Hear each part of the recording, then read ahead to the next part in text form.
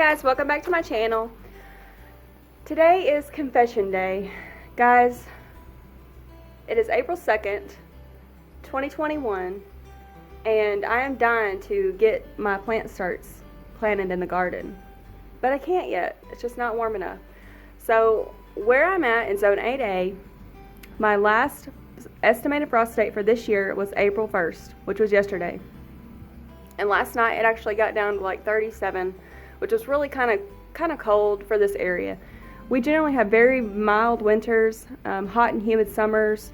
We hardly ever see snow, like once every 3 years. And so, you know, with the Arctic blast that just came through in February, that was a big deal for us. But, you know, I'm a new gardener and I've never started seeds before. And so this year was my first year starting seeds, and I was really super excited. And I maybe was like too excited, right? So I started these things literally 8 weeks before my last frost date. Because most things that you read and, you know, say you can do them 6 to 8 weeks before your last frost date. Well, yesterday was 8 weeks. And guys, I started this stuff too early. It is just dying to get out in the garden. And I am ready for it to get out there. I mean, like, some things are like literally dying or like trying to die. And I feel terrible. But anyway, so I'm gonna show you these things. Yeah, let's just look at them. All of these things were started 8 weeks ago. Some of these were started a little bit later. A lot of these are up potted. Some of them are still in the 72 cell tray.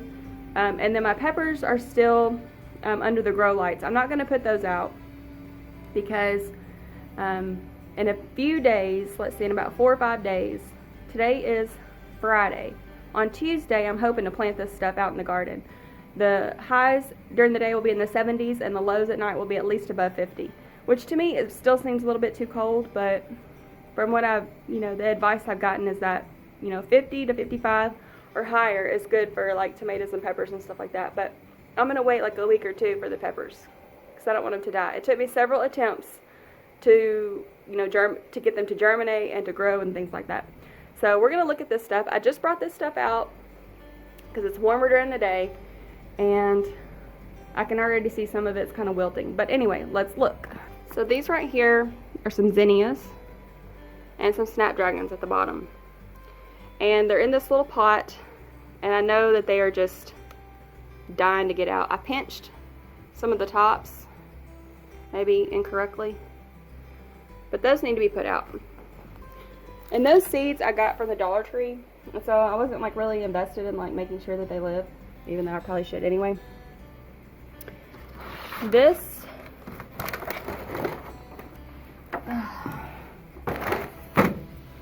alright, this is thyme. It's a lot more resilient than I thought it would be, which I'm glad for. This is oregano. These are pineapple tomatillas. Yeah, they look kind of sad, don't they? Look guys, these are sunflowers. What was I thinking? What was I thinking? Look how sad he looks. And he's all sunburned. I think I was just dreaming, you know? Dreaming these things. I don't know. But look at this. You guys. These are little broccoli starts that died and now have little green leaves on them. Do you really want to live, guys? I don't know. These are my beautiful marigolds. They're doing so good. But they're, you know, ready to go out. Then the nasturtium.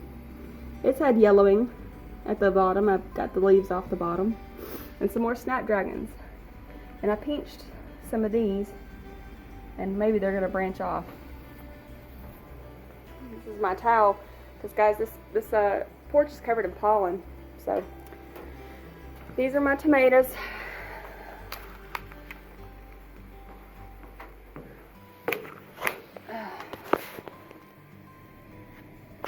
Alright, so these are my tomatoes. Let's see. This is let me see. I got a tag here. Cherokee purple. So these are all Cherokee purple tomatoes. And really guys, these tomatoes I think are looking great. You can see a little bit of sun scald or something here. And they're very sturdy. They smell great. I love the way tomatoes smell. Okay. They're not putting on blooms yet, so that's good, right? But they just look a little droopy. Here is some...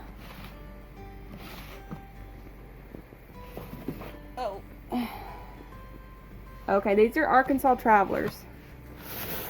I grew these last year. It's the only tomato I grew last year. Because I bought all my plants from a local feed store, like as starts, which is fine. And I was like, oh, Arkansas Traveler. Maybe they'll do good in Arkansas. And sure enough, once I bought them, you know, I did research that they were bred to like withstand the heat and the humidity in Arkansas. And they did pretty good. I think I only had 2 out of 6 come to like blight or something last year. But these are like a little bit better. They're not as tall, you know. They're not as tall. This one actually has 2 plants in it, so maybe that's why. But these are looking a little bit better. They are kind of sun scalded, sunburned. I'm not the best at like hardening off. And guys, I've been putting these things outside pretty much every day for like 4 weeks. Let's see, we have these potato leaf varieties are the triple L crop, or the climbing triple crop. Is that right? I've never grown these before, but I thought they would be nice to see them grow. And I mean, you can see on the bottom of these first leaves, not the true leaves, but maybe these are the true leaves. I can't remember if I pinched them off or not. They're very purple. And so I started adding some Espoma tomato fertilizer to them. And you can see up here, like these are all green. So I think that's helped a lot. They're just getting, okay, here we go. Look at this. You see like the yellow on this leaf right here, wait, right here. I don't know, guys. Is that like overwatering, underwatering? Is that just like saying, get me out of here? Get me out of here right now. This is, oh, Aroma. These are the Roma tomatoes. Let me put them back over here. And they're pretty big. They're pretty tall. This is my nasturtium. Guys, this thing is singing me a sad song. It looks so good. I'm so glad that it's healthy. But like, look at this one. It's yellow and dying. And I just feel so bad. You know, these things need to go out. Go out. And see, this one has like a little bit of yellowing on it.